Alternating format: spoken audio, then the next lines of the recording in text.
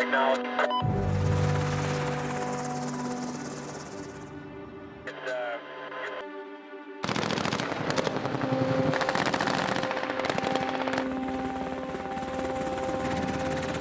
AP mine detected, acknowledged.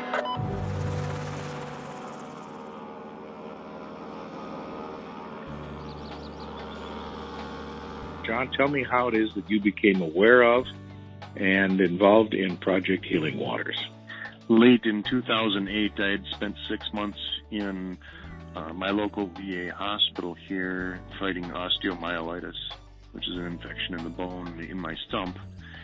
And the director for recreation therapy came to me and he said, "John, we're thinking of starting a program doing fly fishing. Would you have any interest in being part of that?" In 2009, I got involved with Project Healing Waters and Started from there. started tying with them, and have enjoyed it thoroughly. I started as a participant and went on to working my way to the other side of the desk, shall we say. Mm-hmm. It's been a lot of fun. When did you become aware of Wilderness North's alignment with Project Healing Waters? 2011 would be when I became aware of that. The leaders of the branch of Project Healing Waters that was at the St. Cloud VA had submitted my name as a potential participant in that event, and I was drawn, and that's when I had my first chance to go up. Had you ever fished the Canadian wilderness prior to that? Yes, but it was a long time ago, and it was not anywhere near as far north as we went up to Mimiska. Well, Mimiska isn't the end of the world, but you can see it from there, can't you? Pretty much, but it's a wonderful place to see. When you're looking at the woodland caribou, the first wild critter that I really saw when I was up there was a woodland caribou bull that was in full velvet and with a wonderful huge rack. He was absolutely amazing. I understand that you sort of organize this event now. Is that correct? I share the leadership with Mr. Ron Weiss. He had been the lead for it last year, and he asked me earlier this spring if I would take on part of the leadership, and was able to help him out and make it work.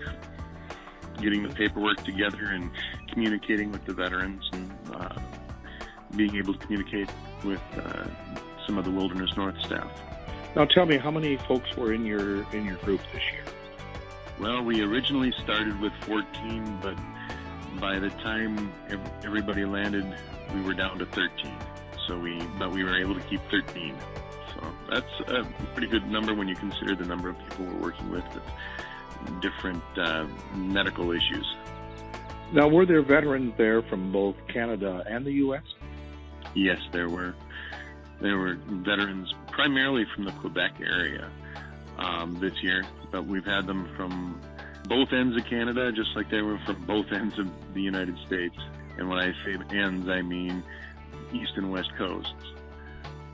We also had veterans from Montana and Wyoming and Pennsylvania.